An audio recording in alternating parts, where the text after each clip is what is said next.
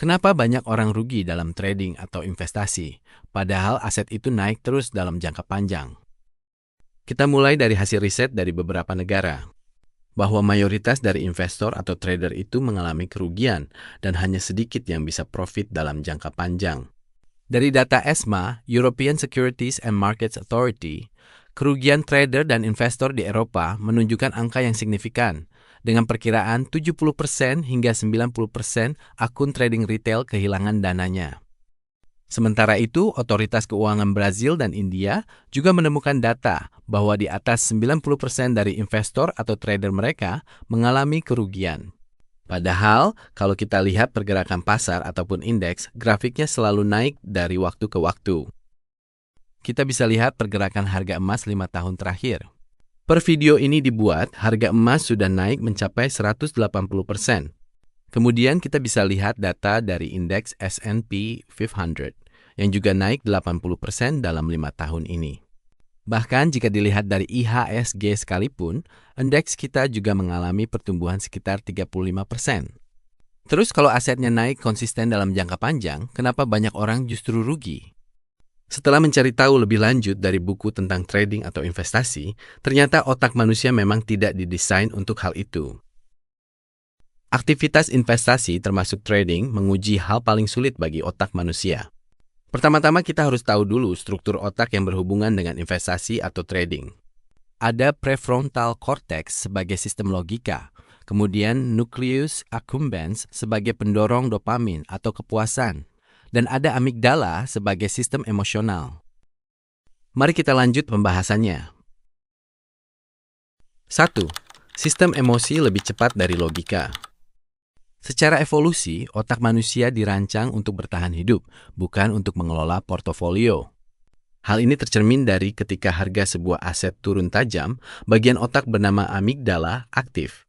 Bagi otak primitif kita, penurunan harga terasa seperti ancaman fisik, ada bahaya nyata. Tubuh merespons dengan stres, detak jantung naik, kortisol meningkat, fokus menyempit. Dalam kondisi ini, otak tidak berpikir jangka panjang, otak hanya ingin satu hal, menghindari rasa sakit itu sekarang juga.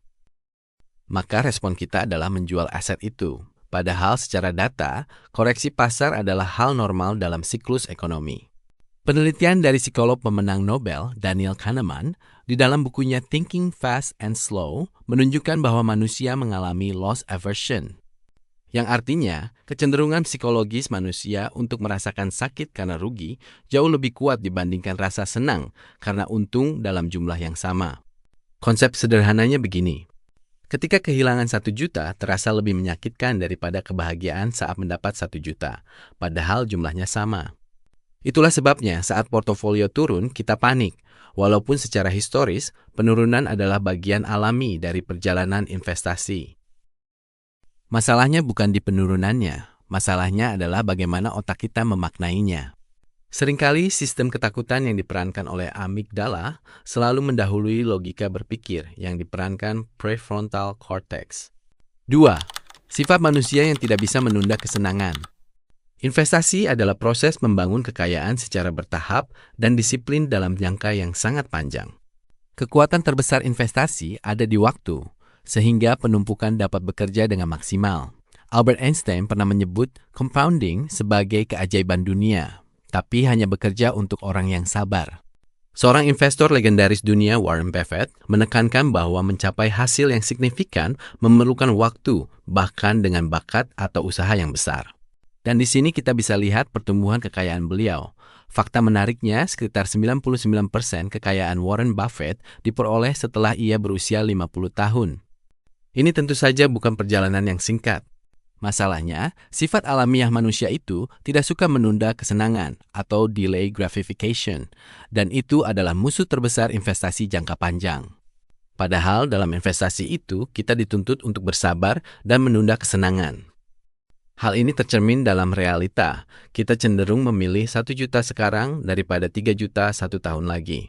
Padahal secara rasional, 3 juta jelas lebih besar.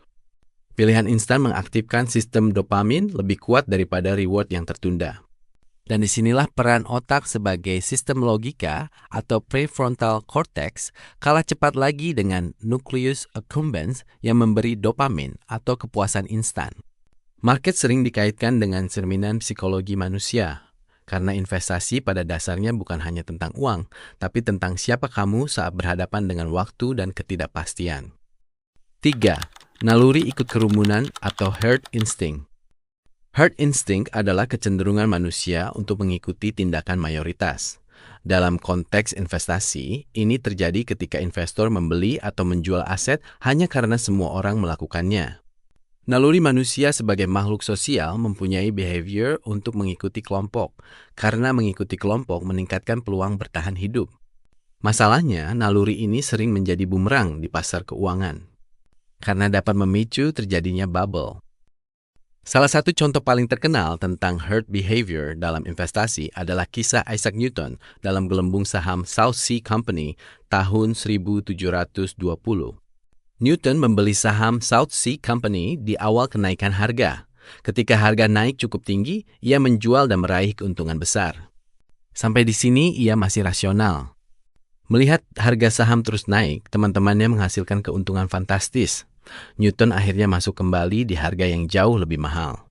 Tak lama kemudian, gelembung meledak dan harga saham runtuh drastis. Newton kehilangan sekitar 20.000 pound sterling atau setara jutaan dolar hari ini.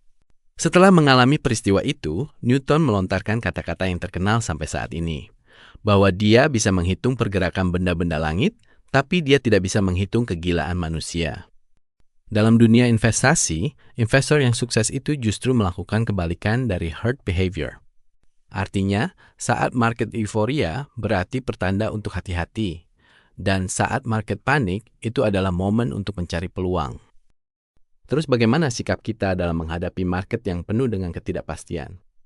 Oke, mari kita lanjut pembahasannya. 4. Cara menjadi investor yang lebih baik. Yang pertama adalah memahami profil risiko dan gaya investasi. Profil risiko adalah seberapa besar fluktuasi dan potensi kerugian yang sanggup kamu toleransi tanpa panik. Jangan sosokan jadi investor agresif kalau tiap portofolio turun 10% saja sudah tidak bisa tidur nyenyak. Investor dan trader yang sukses punya jurusnya masing-masing, entah itu jangka panjang, swing trading, atau yang aktif sebagai scalper harian. Mereka semua konsisten pada pendekatannya masing-masing, disiplin pada satu strategi yang itu merupakan profil atau gaya investasi mereka. Cara yang kedua adalah melatih kestabilan emosi. Dalam psikologi ada teori kepribadian yang namanya neuroticism. Neuroticism adalah tingkat kepekaan emosi terhadap tekanan atau ancaman. Semakin tinggi neuroticism, maka akan mudah panik, impulsif, dan mudah terbawa suasana. Tipe orang seperti ini tidak akan bertahan lama di market. Sekarang kebalikannya, orang yang mampu berpikir jernih dan tetap tenang meski portofolionya turun, punya peluang jauh lebih besar buat bisa sukses. Investor atau trader yang hebat adalah yang mampu menghadapi volatilitas market dan disiplin dengan analisa yang udah mereka buat. Kalau kamu bisa melatih emosi jadi lebih stabil, maka peluang kamu untuk jadi investor atau trader yang sukses bakalan jauh lebih besar. Kemudian cara yang ketiga adalah menghargai setiap proses. Dalam dunia investasi, banyak orang ingin hasil cepat, padahal kekayaan yang bertahan lama hampir selalu dibangun lewat kesabaran dan konsistensi proses. Kita bisa lihat, nggak ada investor dan trader yang sukses secara instan. Mereka semua butuh waktu bertahun-tahun, mengalami jatuh bangun dan untung rugi berkali-kali. Sedangkan sebagian orang yang gagal, penyebab utamanya adalah nggak sabaran, pengen cepat kaya dan cepat profit. Padahal baru belajar beberapa bulan. Akhirnya malah terlalu agresif, overtrading, dan ujung-ujungnya nyerah ketika rugi besar. Dari semua pembelajaran di pertemuan kali ini, dapat kita simpulkan bahwa pemicu kegagalan investasi termasuk trading adalah emosi dan mental manusia sendiri yang belum terlatih. Kalau kamu ingin tumbuh menjadi investor yang sukses, ingat baik-baik dan terapkan 3 karakter kunci yang sudah dijelaskan tadi. When emotions rise, let logic decide. Saya Andi Pras, sampai jumpa di konten selanjutnya.